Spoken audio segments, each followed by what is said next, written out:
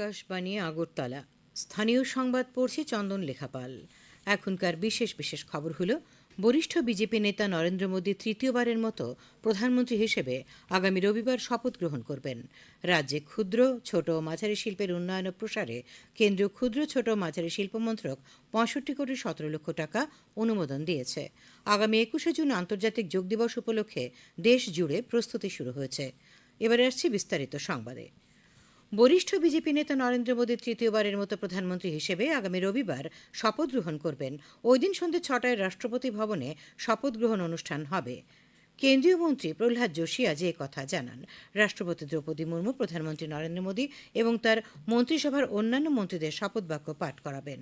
আজ সন্ধ্যায় এনডিএ নেতৃবৃন্দ রাষ্ট্রপতির সঙ্গে সাক্ষাৎ করে সরকার গঠনের দাবি পেশ করেন। এনডিএ দল আজ সর্বসম্মতিক্রমে নরেন্দ্র মোদীকে তাদের নেতা নির্বাচিত করেছে। নতুন দিল্লিতে এনডিএ সংসদীয় দলের বৈঠকে বরিষ্ঠ বিজেপি নেতা এবং কেন্দ্রীয় মন্ত্রী রাজনাথ সিং শ্রী মোদীকে এনডিএ নেতা হিসেবে নির্বাচিত করার বিষয়ে প্রস্তাব উত্থাপন করেন এবং বিজেপি সহ সব শরিক দল প্রস্তাব সমর্থন করে। শ্রী মোদী লোকসভায় বিজেপি সংসদীয় দলের নেতা হিসেবেও নির্বাচিত হয়েছেন। সংসদীয় দলের বৈঠকে প্রধানমন্ত্রী নরেন্দ্র মোদী জোর দিয়ে বলেছেন যে তার সরকার গত এক দশকে শিক্ষাক্ষেত্রে গুণগত পরিবর্তনের দিকে মনোনিবেশ করেছে। কিউএস ওয়ার্ল্ড ইউনিভার্সিটি র্যাঙ্কিংয়ে G20 দেশগুলির মধ্যে বিশ্ববিদ্যালয়ের প্রতিনিধিত্বের ক্ষেত্রে ভারতের সর্বোচ্চ প্রবৃদ্ধি রেকর্ড করা হয়েছে। প্রধানমন্ত্রীর জন্য শিক্ষার্থী, শিক্ষক এবং প্রতিষ্ঠানের প্রশংসা করেছেন। প্রধানমন্ত্রী তার তৃতীয় মেয়াদে গবেষণা উদ্ভাবন বাড়ানোর জন্য আরও কাজ করার প্রতিশ্রুতি পুনরায় ব্যক্ত করেন। টিডিপি প্রধান চন্দ্রবাবু নাইডু বলেন, নরেন্দ্র মোদীর দূরদর্শী নেতৃত্বে এনডিএ সরকার গত 10 বছরে উল্লেখযোগ্য সব উদ্যোগ নিয়েছে। তিনি বলেন, দেশ উল্লেখযোগ্য অগ্রগতি ও পরিবর্তনের সাক্ষী হয়েছে। প্রধানমন্ত্রী নরেন্দ্র মোদীর প্রতি সমর্থন প্রকাশ করেছেন বিহারের মুখ্যমন্ত্রী এবং জেডিইউ সভাপতি নীতিশ কুমার। তিনি বলেন, শ্রী মোদীর নেতৃত্বে তারা সবাই একসঙ্গে কাজ করবেন। শ্রী কুমার আরও বলেন, প্রধানমন্ত্রী দেশের সেবা করে গেছেন এবং বাকি কাজ নতুন কার্যকালে প্রধানমন্ত্রী শ্রী মোদী পূর্ণ করবেন।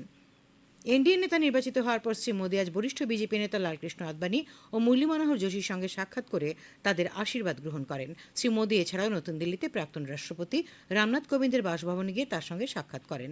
এনডিএ দলের নেতা নির্বাচিত হয় প্রধানমন্ত্রী নরেন্দ্র মোদীকে পুষ্পস্তবক দিয়ে শুভেচ্ছা জানিয়েছেন মুখ্যমন্ত্রী অধ্যাপক ডক্টর মানিক সাহা। সামাজিক মাধ্যমে মুখ্যমন্ত্রী জানান যে বিশ্বাস ও উন্নয়নের মন্ত্রকে পাথেয় করে আগামী দিনে এই সরকার দেশের সর্বসাধারণের জন্য আগের চাইতেও আরও শক্তিশালী রূপে কর্মতৎপর হবে। প্রধানমন্ত্রী নরেন্দ্র মোদী বলেছেন যে তাঁর জীবনের প্রতিটি মুহূর্ত ডক্টর বাবা সাহেব আম্বেদকর প্রদত্ত ভারতের সংবিধানে নিহিত মহৎ মূল্যবোধে সমন্বিত রাখার জন্য নিবেদিত। আজ শ্রী মোদী সামাজিক মাধ্যমে বলেন, সংবিধানের কারণেই তার মতো একজন দারিদ্র ও পিছিয়ে পড়া পরিবারে জন্মগ্রহণ করা ব্যক্তি দেশের সেবা করতে পারছেন। তিনি বলেন, দেশের সংবিধান কোটি কোটি মানুষকে আশা, শক্তি ও মর্যাদা যোগায়। রাজ্যে ক্ষুদ্র, ছোট ও মাঝারি শিল্পের উন্নয়নে প্রসারে কেন্দ্রীয় ক্ষুদ্র, ছোট ও মাঝারি শিল্প মন্ত্রক ৬৫ কোটি ১৭ লক্ষ টাকা অনুমোদন দিয়েছে। মন্ত্রকের র্যাম্প কর্মসূচিতে ২০২৪-২০২৫ অর্থ বছরের জন্য ত্রিপুরাকে এই অনুমোদন দেওয়া হয়। এই কর্মসূচিতে আগামী ৩ বছরে রাজ্যের ৩২,০০০ শিক্ষিত বেকার যুবক যুবতীদের চিহ্নিত করে প্রশিক্ষণ দেওয়া হবে। আজ সচিবালয়ের প্রেস কনফারেন্স হলে আয়োজিত সাংবাদিক সম্মেলনে শিল্প ও বাণিজ্য দপ্তরের সচিব কিরণ গিত্তে এই কথা জানান। তিনি জানান, এই কর্মসূচির মূল উদ্দেশ্য হচ্ছে রাজ্যের বেকার যুবক যুবতীদের মধ্যে শিল্পোদ্যোগ এবং বিপণনের দক্ষতা গড়ে তোলা। তিনি জানান, রাজ্যের এবং বহির্রাজ্যের নিজস্ব পণ্য বিক্রয় এবং প্রচারের উদ্দেশ্যে আগরতলা জুট মিল কমপ্লেক্সে পিএম একতা মল স্থাপনের উদ্যোগ নেওয়া হয়েছে। এই আধুনিক মল নির্মাণের জন্য প্রায় ১৫০ কোটি টাকা ব্যয় করা হবে। শ্রী গিত্তে আরও জানান, উত্তর পূর্বাঞ্চল সহ রাজ্যে বিনিয়োগ বৃদ্ধির প্রচেষ্টা ইতিমধ্যেই বিনিয়োগকারীদের নিয়ে কয়েকটি সম্মেলন করা হয়েছে। তিনি জানান, ৬ জন বিনিয়োগকারী ইতিমধ্যেই রাজ্যে ২৯ কোটি ৮৫ লক্ষ টাকা বিনিয়োগ করেছেন। তিনি জানিয়েছেন, পিএম বিশ্বকর্মা প্রকল্পে গত ৭ জুন পর্যন্ত প্রায় ৫০,০০০ আবেদনকারীর মধ্যে রাজ্যের ১০,৯০৪ জনকে প্রশিক্ষণের জন্য নিবন্ধিত করা হয়েছে। তিনি আরও বলেন, গত অর্থ বছরে বাংলাদেশের সঙ্গে ৭১৫ কোটি ৯৮ লক্ষ টাকার বাণিজ্য হয়েছে। তিনি জানান, রাজ্যে শ্রীনগর সীমান্ত হাটটি চালু রয়েছে এবং খুব শীঘ্রই কমলেশসাগর সীমান্ত হাটটি চালু করা হবে। তিনি আরও জানান, ত্রিপুরা চা উন্নয়ন নিগমের উদ্যোগে ইতিমধ্যেই রাজ্যে আগরতলা চা নিলাম কেন্দ্রের উদ্বোধন করা হয়েছে। সাংবাদিক সম্মেলনে শিল্প ও বাণিজ্য দপ্তরের অধিকর্তা বিশ্বশ্রী বি, দপ্তরের বিভিন্ন উদ্যোগ ও দক্ষতা উন্নয়ন দপ্তরের বিভিন্ন কর্মসূচি বিস্তারিতভাবে তুলে ধরেন। বিরোধী দলনেতা জিতেন্দ্র চৌধুরী আজ মুখ্য সচিবের কাছে এক চিঠিতে রাজ্যের আসন্ন পঞ্চায়েত নির্বাচন সুষ্ঠু ও শান্তিপূর্ণভাবে সম্পন্ন করার দাবি জানিয়েছেন। চিঠিতে শ্রী চৌধুরী অভিযোগ করেন যে পঞ্চায়েত নির্বাচনকে সামনে রেখে বিভিন্ন ইস্যু নিয়ে রাজ্যের সমস্ত ব্লকগুলিতে সমস্ত রাজনৈতিক দলের প্রতিনিধিদের নিয়ে বৈঠক করা হচ্ছে। ওই সমস্ত বৈঠকে সিপিআইএম প্রতিনিধিরা উপস্থিত থাকতে পারছেন না, তাদের নানাভাবে বাধা দেওয়া হচ্ছে এবং হেনস্থা করা হচ্ছে বলে তিনি অভিযোগ করেন। তিনি আরও অভিযোগ করেন, গতকাল বক্সনগর ব্লকে সমস্ত রাজনৈতিক দলের প্রতিনিধিদের নিয়ে একটি বৈঠক ডাকা হয়েছিল, কিন্তু সেই বৈঠকে সিপিআইএম প্রতিনিধিকে উপস্থিত থাকতে বাধা দেওয়া হয়। শ্রী চৌধুরী পঞ্চায়েত নির্বাচন সুষ্ঠুভাবে সম্পন্ন করার লক্ষ্যে সুস্থ পরিবেশ বজায় রাখতে মুখ্য সচিবের প্রতি আবেদন জানান। খবর প্রচারিত হচ্ছে আকাশবাণীর আগরতলা কেন্দ্র থেকে। তথ্য সম্প্রচার মন্ত্রক এবং আয়ুষ মন্ত্রক আন্তর্জাতিক যোগ দিবস 2024 উদযাপনের প্রস্তুতি শুরু করেছে। তথ্য সম্প্রচার মন্ত্রকের সচিব সঞ্জয় জাজু এবং আয়ুষ মন্ত্রকের সচিব বৈদ্য রাজেশ কোটেচা আজ নতুন দিল্লিতে এই প্রস্তুতি পর্যালোচনা করেন। তথ্য সম্প্রচার মন্ত্রকের মিডিয়া ইউনিটগুলি যোগচর্চার সাধারণ নিয়মাবলী এবং যোগ অনুশীলনের উপকারিতা সম্পর্কে সচেতনতা তৈরি করতে বিভিন্ন উদ্যোগ নিয়েছে। প্রেস ইনফরমেশন ব্যুরো, প্রসার ভারতী, নিউ মিডিয়া উইং সহ বিভিন্ন মিডিয়া ইউনিট দ্বারা মূল কার্যক্রম পরিচালনা করা হবে। প্রসার ভারতী, দূরদর্শন ও আকাশবাণী নেটওয়ার্কের মাধ্যমে বিভিন্ন অনুষ্ঠান সম্প্রচার করবে। দূরদর্শন সকালে সরাসরি বিশেষ সম্প্রচারের পাশাপাশি যোগ বিশেষজ্ঞদের সঙ্গে সাক্ষাৎকার প্রচার করবে।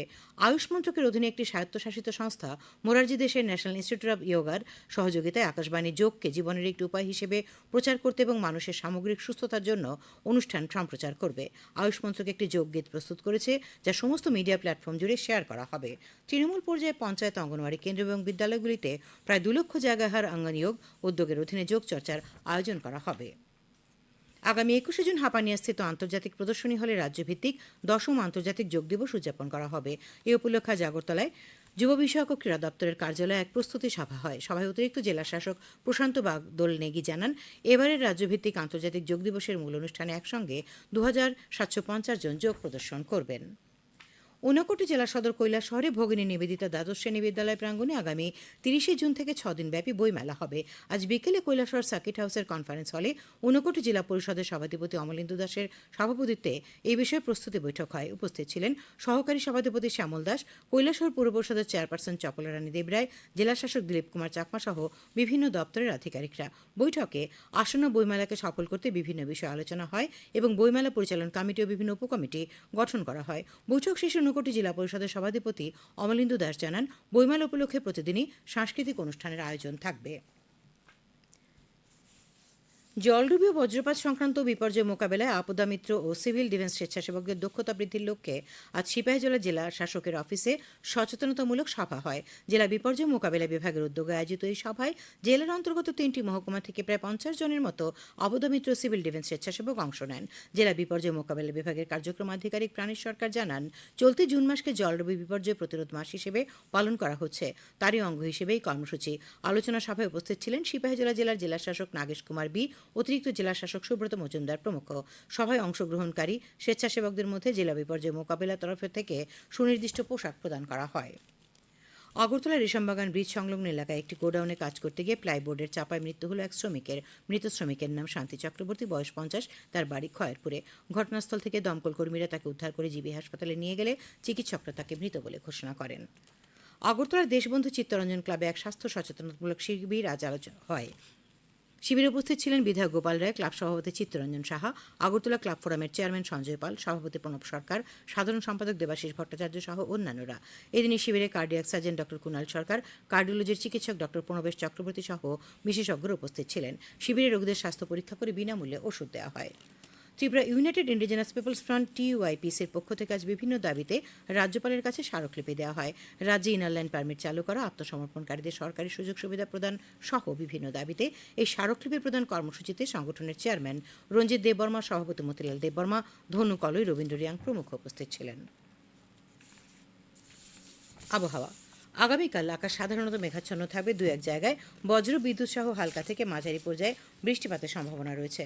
তাপমাত্রা সর্বোচ্চ 34°C এবং সর্বনিম্ন 26°C কাছাকাছি থাকবে।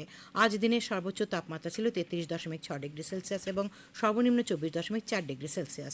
আগামী 24 ঘন্টায় রাজ্যের সব জেলায় বিক্ষিপ্তভাবে বজ্রবিদ্যুৎ সহ বৃষ্টি এবং ঘন্টায় 30 থেকে 40 কিলোমিটার বেগে ঝোড়ো হাওয়া বয়ে যাওয়ার সতর্কবার্তা জারি করা হয়েছে। শেষ করার আগে খবরের বিশেষ অংশগুলি আরেকবার। বরিষ্ঠ বিজেপি নেতা নরেন্দ্র মোদী তৃতীয়বারের মতো প্রধানমন্ত্রী হিসেবে আগামী রবিবার শপথ গ্রহণ করবেন। রাজ্যে ক্ষুদ্র ছোট মাঝারি শিল্পের উন্নয়ন ও প্রসারে কেন্দ্রীয় ক্ষুদ্র ছোট মাঝারি শিল্প মন্ত্রক 65,17,00,000 টাকা অনুমোদন দিয়েছে। আগামী 21শে জুন আন্তর্জাতিক যোগ দিবস উপলক্ষে দেশ জুড়ে প্রস্তুতি শুরু হয়েছে। স্থানীয় সংবাদ আজকের মতো এখানেই শেষ হলো।